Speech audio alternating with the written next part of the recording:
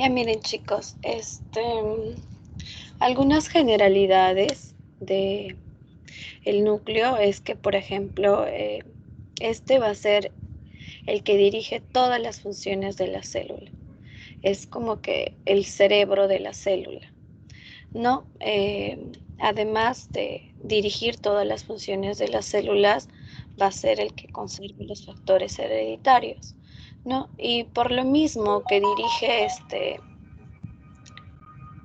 todas las funciones de las células, es por lo que el núcleo va a albergar o va a contener al ADN, que es el ácido desoxirribonucleico, ¿no? Que va a ser el encargado a través de su expresión de genes generar todas las proteínas que van a cumplir las funciones celulares, ¿no? Y gracias a él también va a poder las células duplicarse, ¿no? Para formar tanto tejidos y para la reproducción celular. Y como el ADN, a través de su expresión de los genes, forma las proteínas que cumplen las funciones celulares, también es parte de la síntesis de proteínas, ¿no? Y deben saber que cada célula que está conformada por un núcleo y un citoplasma, como ya sabemos todos, van a tener una relación, ¿no? Siempre sabemos que esta es una célula eucariota, obviamente, y este es un núcleo.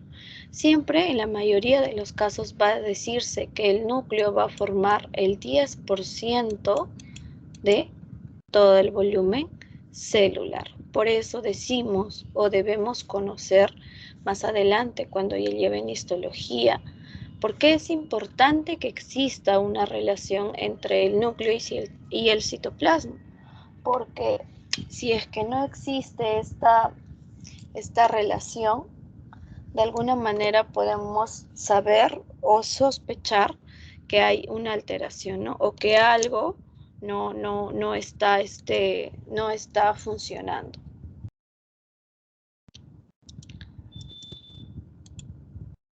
Ya, ahora chicos vamos a hablar de las partes del núcleo, ¿no?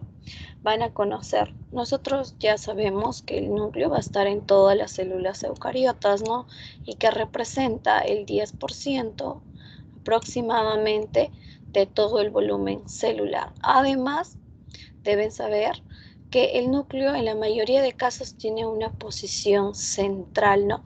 Pero muchas veces, de acuerdo a la función del tipo celular que cumpla, puede estar excéntrico y puede tener diversas formas, no solamente forma redondeada o ovalada, ¿no? Hay diversas formas de núcleo que de acuerdo también a la función de cada tejido, va a tener su propia forma, ¿no? Va a diferenciarse de acuerdo al tipo de célula, al tipo de tejido. Bueno, en general, acá tenemos un núcleo que tiene una forma redonda o ovoide, por así decirlo, ¿no? Pero vamos a conocer. El núcleo en una célula eucariota va a estar rodeado de una membrana. Y a esa membrana que ustedes ven acá que estoy envolviendo con el puntero se le llama carioteca o si no, envuelta nuclear o membrana nuclear. Esa membrana nuclear, chicos, va a estar compuesta de dos membranas, una externa, o sea, la que da hacia el citoplasma. Imagínense que acá está el citoplasma donde he puesto la C de citoplasma, y una membrana interna. Y estas membranas va a ser parte del sistema de endomembranas, y ustedes sabían que del núcleo iba a empezar a salir el retículo endoplasmático, ¿no? ¿Se acuerdan que primero estaba el rugoso y terminaba en liso, ¿verdad? Entonces, se dice que este sistema de endomembranas que también envuelve al núcleo se va a conectar con el retículo endoplasmático rugoso. Y obviamente nosotros sabemos que el retículo endoplasmático, y aprendimos que se dice rugoso porque este va a tener adherido en la cara externa los ribosomas, chicos, los ribosomas. Entonces diremos que la envuelta nuclear o membrana nuclear o carioteca en su cara externa va a tener ribosomas. Punto número 1. Punto número 2, deben recordar también de que tanto la membrana externa como la membrana interna en el núcleo van a formar este espacio que se llama un espacio perinuclear, que acá está. Este espacio perinuclear va a conectarse también, como se dan cuenta, ¿se acuerdan que el espacio de estos retículos, que eran como unas membranas tipo sáculos así, va a conectarse con el lumen del retículo endoplasmático rugoso? Eso es importante, chicos, porque nosotros sabemos que en los ribosomas van a darse la síntesis de proteínas. Entonces es importante que haya una conexión, ya que gracias a los genes que están acá adentro, en estas manchas que ustedes ven que es cromatina, va a estar el ADN y eso se va a expresar para que se puedan fabricar las proteínas. Entonces, las partes del núcleo ya conocemos que tiene una membrana, además va a tener la cromatina, ¿no? ¿Y qué es la cromatina, chicos? Miren, estos territorios que ven así opacos, todos estos, ¿no? Algunos lo ven muy claros y otros más oscuros, ¿no? Hay incluso una zona llamada nucleolo, que es un poco más oscura. Entonces, deben saber, chicos, están escuchándome, ¿verdad? Sí, sí se escucha.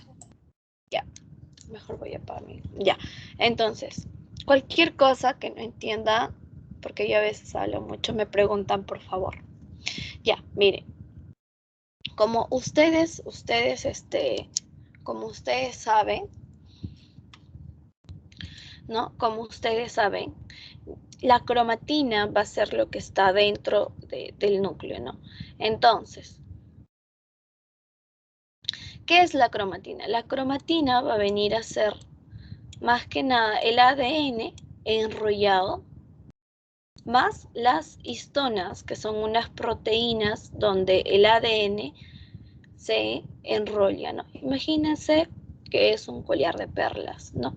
Las perlitas son las proteínas histonas y la cadenita que pasa por cada perlita va a ser el ADN. Ahora, chicos, la cromatina puede diferenciarse de dos maneras, ¿no? De dos maneras. Una heterocromatina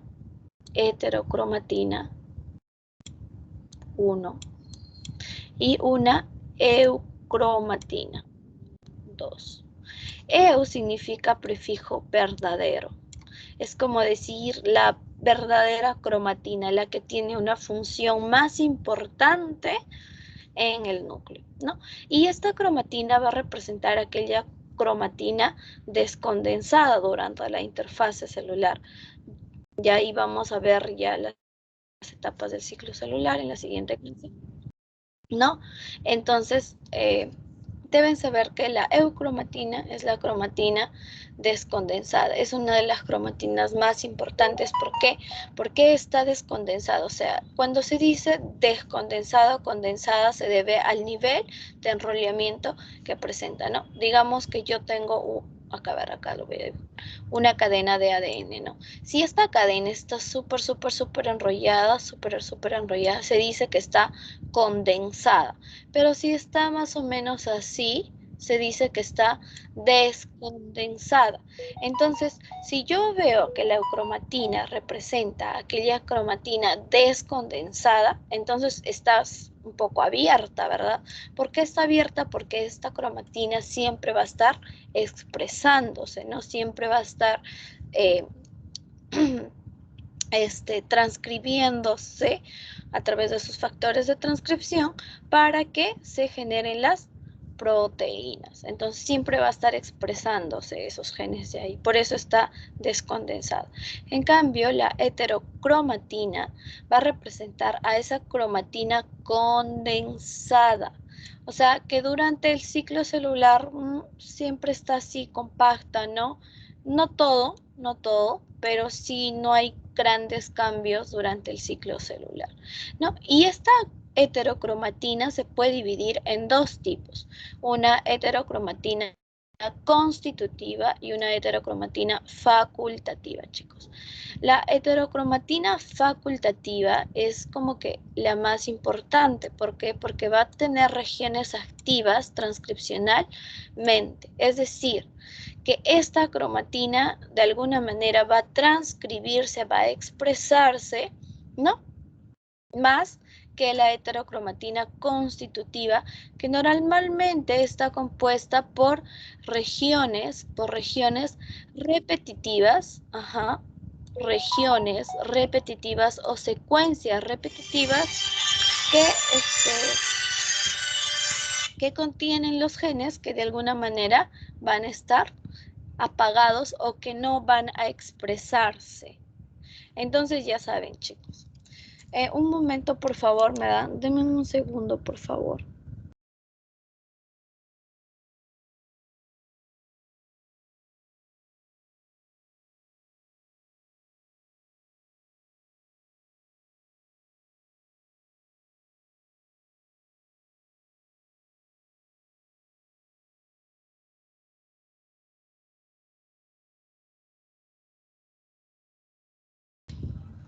Ya, seguimos, chicos.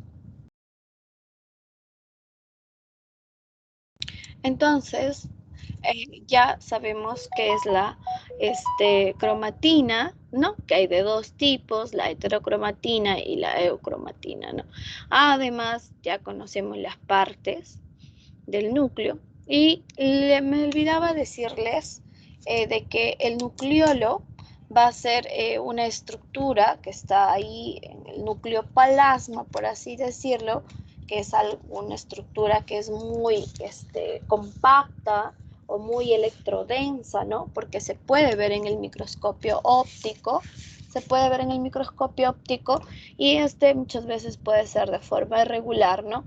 Pero va a tener una función importante en el núcleo, ¿no? Y esa función es que va a sintetizar los ARNs ribosómicos, ¿no? Los ARN ribosómicos, casi todos los ARN ribosómicos, tanto el ARN de transcripción, ARN mensajero, el ARN SN, ¿no?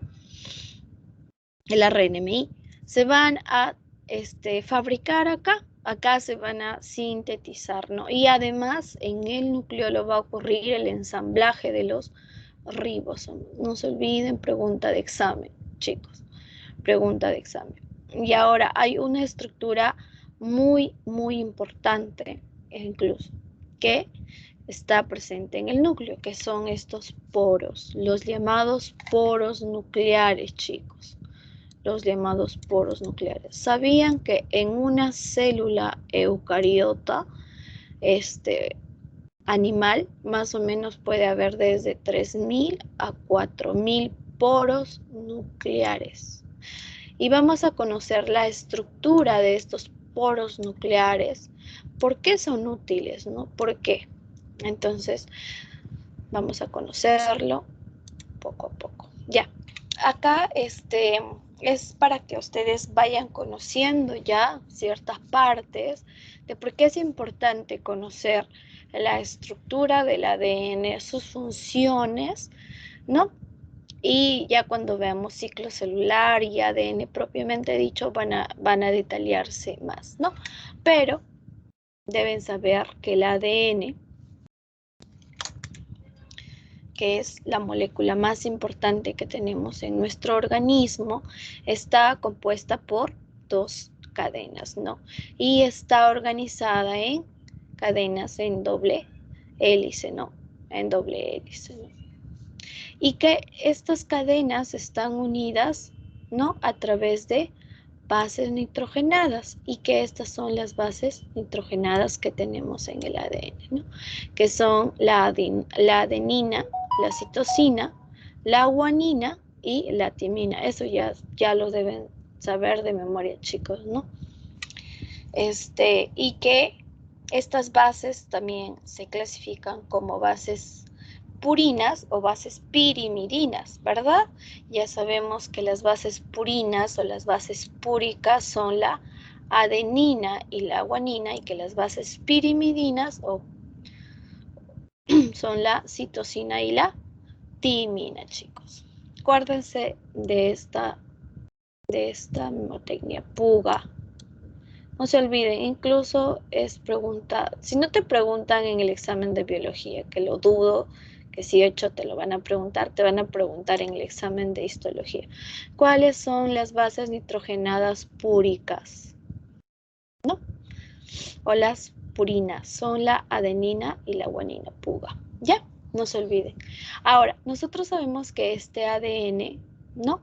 Se va a enrollar y de acuerdo al grado de enrollamiento va a formar los cromosomas, ¿no? Los cromosomas, pero cuando está tipo en este estado, se le dice cromatina, ¿no? Si está más condensado, o sea, más condensado será una heterocromatina y si está menos condensado será una eucromatina, ¿no?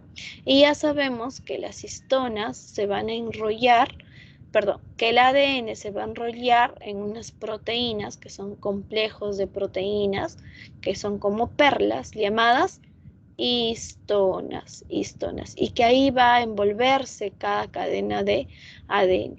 Y cuando se envuelve el ADN, le da dos vueltas a cada histona, casi 2 vueltas, se van a llamar nucleosomas, ¿no?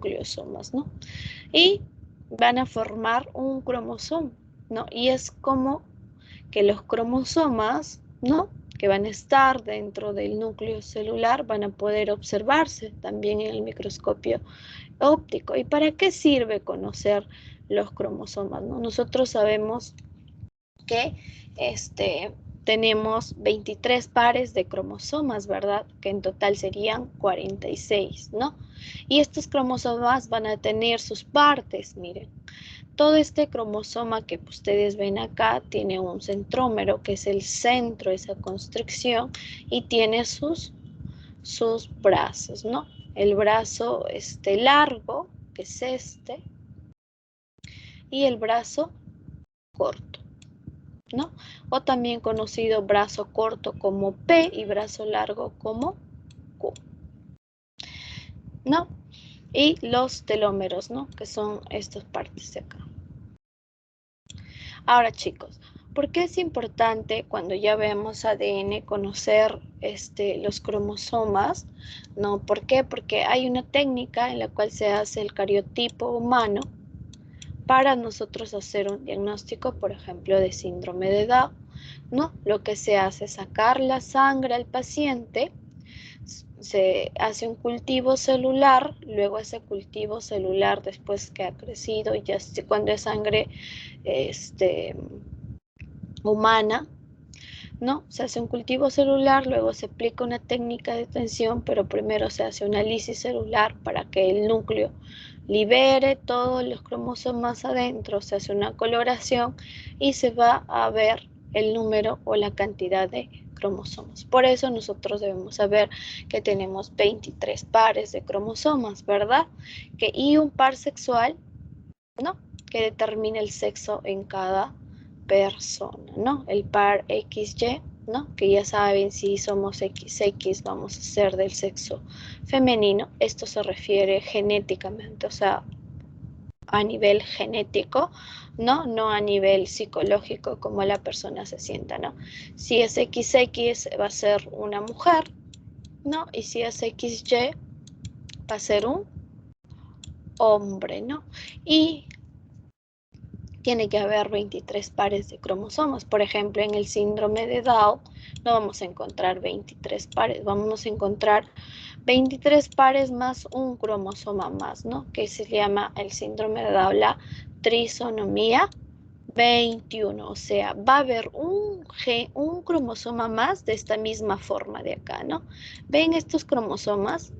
Y los cromosomas, cada número, o sea, se ha hecho una clasificación, hay grupos de cromosomas y dentro de cada grupo de cromosoma está un número. O sea, por ejemplo, los cromosomas más grandes que ustedes pueden ver en un cariotipo humano va a ser el cromosoma 1 y 2, son los más grandes, ¿no? Y se van a ubicar dentro del grupo A.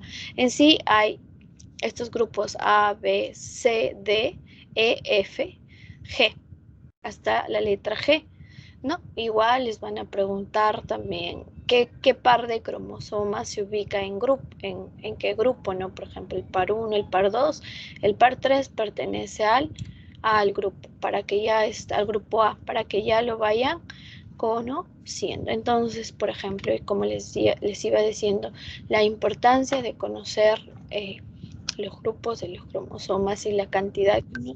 Es porque nos sirve en el diagnóstico de enfermedades, ¿no?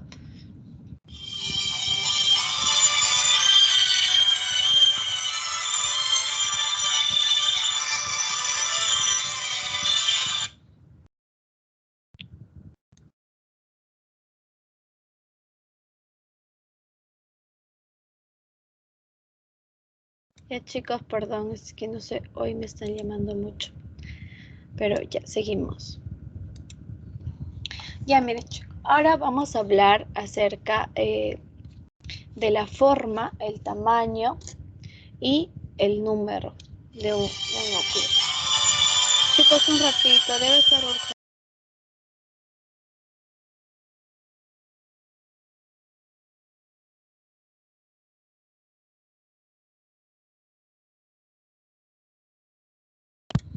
Disculpenme chicos, ya seguimos.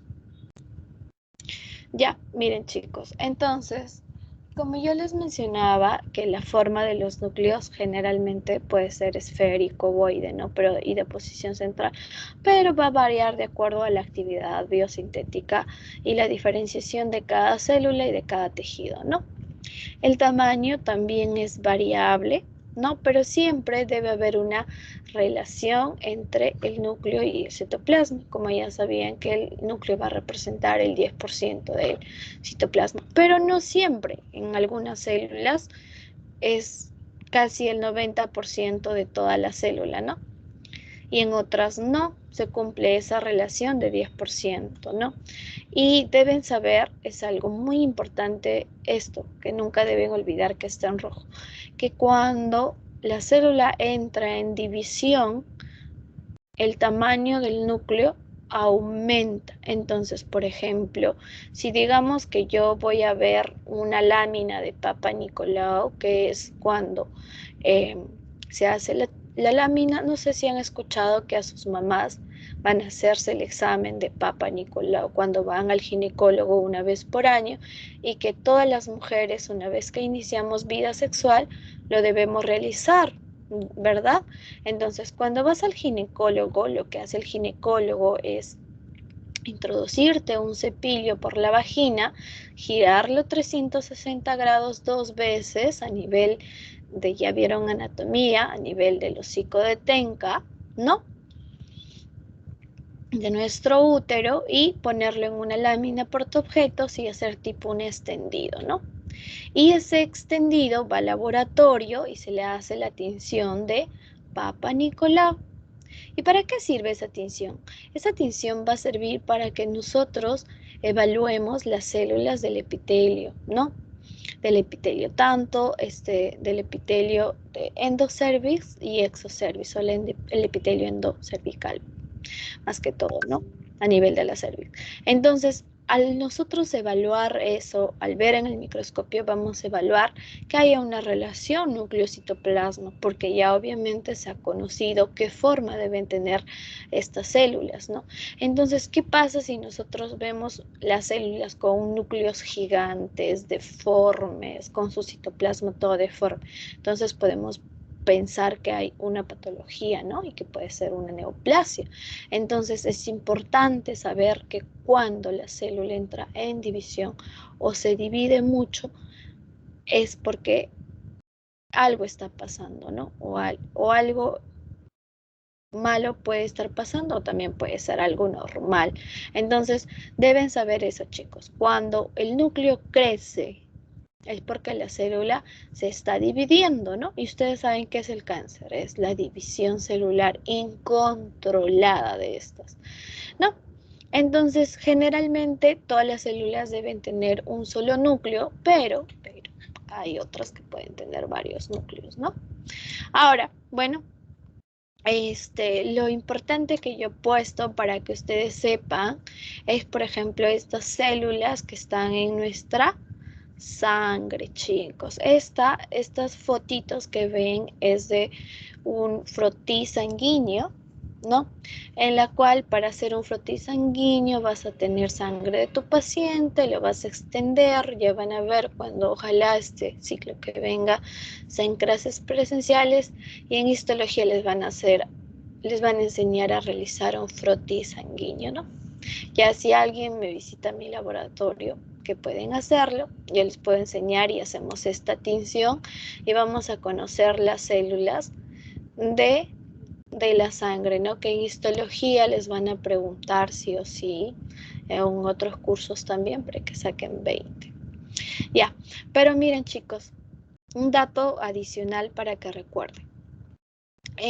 Por ejemplo, en este frotí sanguíneo que se colorea así de moradito las células y un rosadito es por una tinción que se llama la tinción de Roy.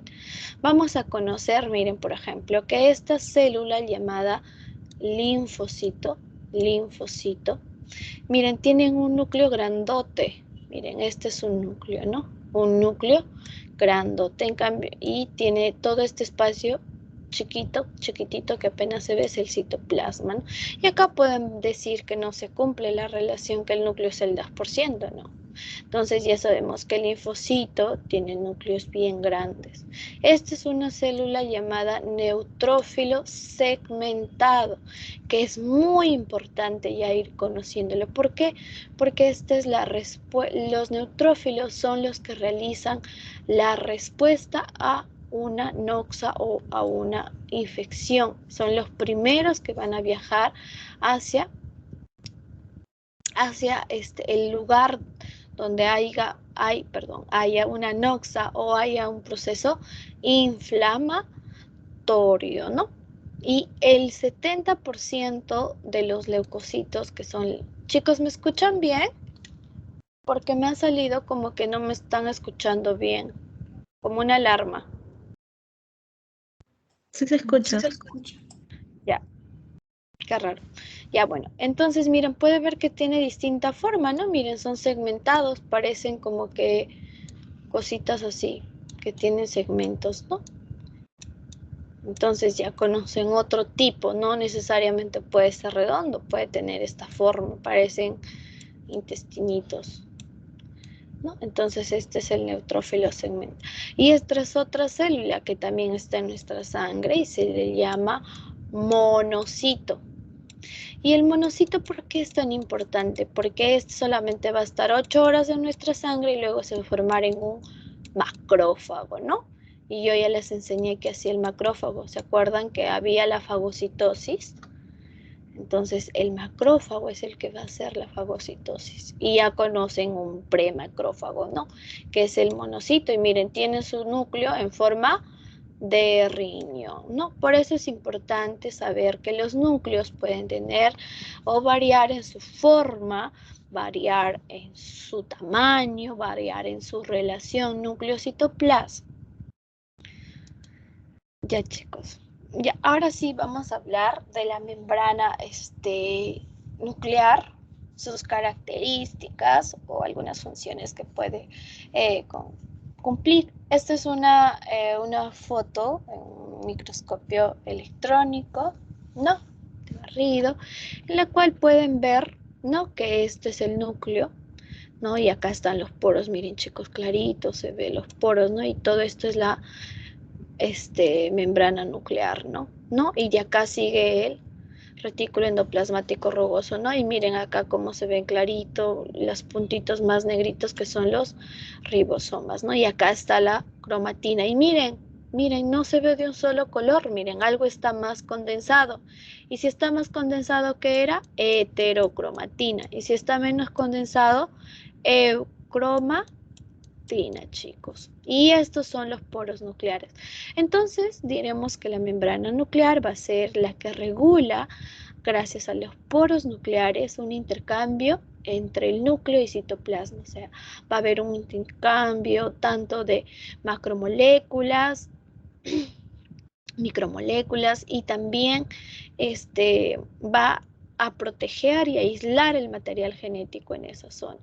También deben saber que tiene una continuidad esta membrana nuclear o envuelta nuclear con el retículo endoplasmático rugoso, y que en su cara externa va a ubicarse los ribosomas, y además que hay una conexión, ¿no? Recuerdan que ya les mencioné entre el lumen del retículo endoplasmático rugoso y el espacio perinuclear, que es esta línea, ¿no? Que se forma entre la membrana externa y la membrana interna. Ahora, chicos, vamos a conocer al poro nuclear, ¿no? El poro nuclear, chicos, va a ser que es esa conexión que hay entre el núcleo y el citoplasma, y que va a estar compuesto por un complejo de proteínas, ¿no? Y que a ese complejo de proteínas se les conoce como complejo poronuclear. Dice que este complejo poronuclear va a tener una masa aproximadamente de 125 millones de daltons, ¿no? Y se dice que una célula de un mamífero promedio va a tener de 3.000 a 4.000 complejos de poronucleares, ¿no? Por cada célula, y que estos complejos de poronucleares atraviesan la membrana. Si supongamos que esta es la membrana, la atraviesan así, ¿no? No es que sean transmembranas, estén dentro, no, sino la atraviesan. Ahora vamos a conocer las partes de un complejo del poro nuclear, chicos. Miren, ya decimos que esta es la membrana, ¿no? Esta es la membrana, todo esto. Y ya sabemos que esta es la membrana externa, o sea, acá está el citoplasma. Esta es la membrana interna, este es el espacio perinuclear, ¿no? Y va a tener filamentos, va a tener estos filamentos gruesos, ¿no? O también llamados filamentos citoplasmáticos. Va a tener las subunidades de transportadoras. Estas subunidades de transportadoras vienen a ser dominios repetidos de fenilalanina y glicina de las nucleoporinas. O sea, las nucleoporinas van a ser unas proteínas también que van a estar acá, ¿no? Y que estas nucleoporinas que están compuestas por todas estas proteínas en amarillo que forman los poros, y que en su mayoría está conformado por estas nucleoporinas, para que formen el poro, para que por ahí pasen las sustancias, ¿no? Entonces, estos dominios repetitivos de fenilalanina y glicina van a formar una malla hidrofóbica que bloquea la difusión de grandes moléculas. ¿Y eso qué quiere decir? Que, por ejemplo, moléculas mayores a 40.000 daltons no van a poder atravesar los poros nucleares. Además, tiene las subunidades anulares nucleoplasmáticas que forman las nucleoporinas, ¿no? Y tiene esta canastilla que está formada por filamentos, ¿no? Estos filamentos gruesos que salen tanto a nivel del citoplasma y a nivel nuclear mismo van a ser 8 por cada poro o por cada complejo de poro nuclear, chicos. Ahora, es importante, chicos, que recuerden este cuadrito porque también es pregunta de examen. Te van a preguntar que los dominios repetitivos que forman la subunidad transportadora de los núcleos están compuestos de ¿qué? De fenilalanina glicina, ¿no? Y acuérdense que es una malla hidrofóbica. Y esto también, este número. No dejan pasar moléculas mayores a 40.000 daltons. Ya, seguimos con la membrana nuclear. Ay, qué vergüenza, está mal escrito. Ya de ahí lo corrijo. Ya. Ya, chicos.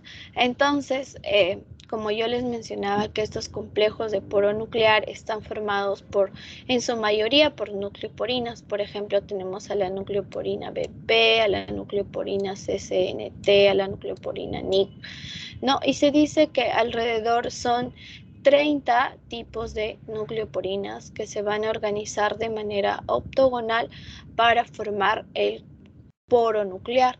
Y este poro nuclear va a tener un diámetro, ¿no? Y dice que su diámetro aproximadamente es de 80 nanómetros, pero va a tener solamente un espacio útil por el cual van a pasar las moléculas de 50 nanómetros, ¿no? Dice, además, este es un dato curioso e importante, que se pueden transportar 500 macromoléculas por segundo por cada complejo de poro nuclear y que puede ser al mismo tiempo y además son bidireccionales, tanto del citoplasma hacia el núcleo y del núcleo al citoplasma, chicos. Ahora, esto es importante saber sobre la importación y exportación nuclear. Sabemos que esto se hace a través del complejo poro nuclear, ¿verdad? Y que ese complejo poro nuclear va a importar las moléculas y para eso va a utilizar una energía. ¿Y qué tipo de energía? No utiliza la energía típica del ATP. Esto es pregunta de examen. Va a utilizar al GTP como energía. Entonces lo que va a hacer para que pase la molécula de un lado hacia otro, como es bidireccional, utilizan el GTP mediante hidrólisis. ¿Y quién se encarga de hidrolizar al GTP? Va a ser una enzima que se llama RAN-GTPasa, chicos.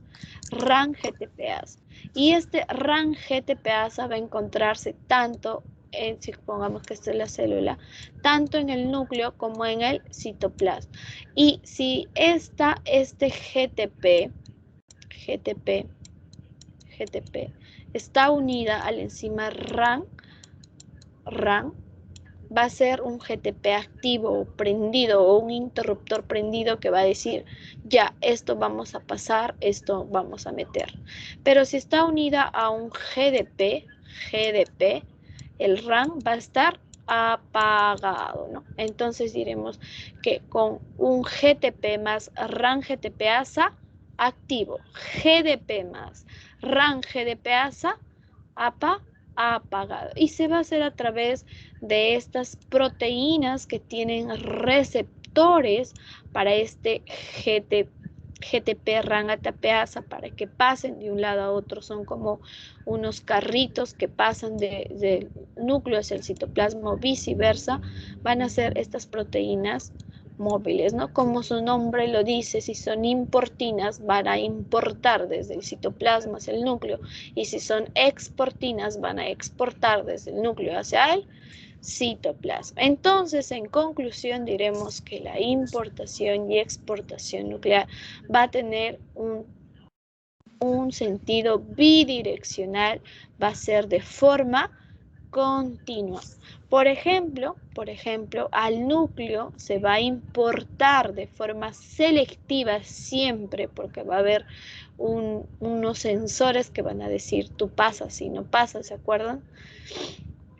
Entonces va a importarse, por ejemplo, histonas, ADN polimerasa, ARN polimerasa, reguladores de transcripción y proteínas para el procesamiento del ARN. Que todo esto necesita, acuérdense quién hacía el ARN, el nucleolo, ¿verdad?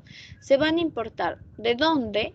Desde el citoplasma, donde se fabrican a través de los ribosomas, ¿hacia dónde? Hacia el núcleo, se importan y de manera selectiva. Ahora, como ya esto es importante, ¿no? Ya les dije, ¿no? Que es de forma selectiva.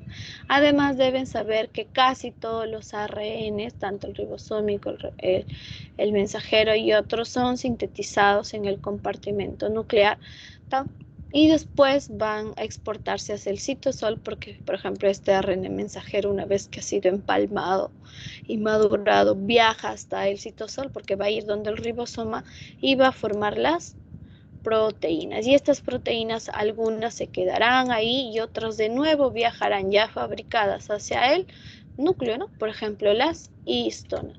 Por eso es la importancia de conocer la estructura de este, porque ya sabemos que tiene 80 nanómetros de diámetro, que 50 nanómetros solamente son útiles, ¿no? Y que trabajan en forma bidireccional, continua, van a importar y exportar a través de importinas y exportinas, que son las proteínas móviles o las proteínas cargadoras, y que lo hacen a través de la hidrólisis del GTP unido a una enzima RAN-GTP-ASA, ¿no?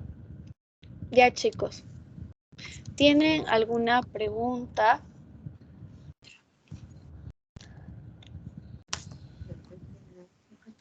¿Todo claro? Sí, más o menos. La mayoría sí. Ya, chicos, entonces nos vemos la próxima semana con la siguiente clase. Buenas noches, chicos, cuídense mucho. Gracias. Gracias.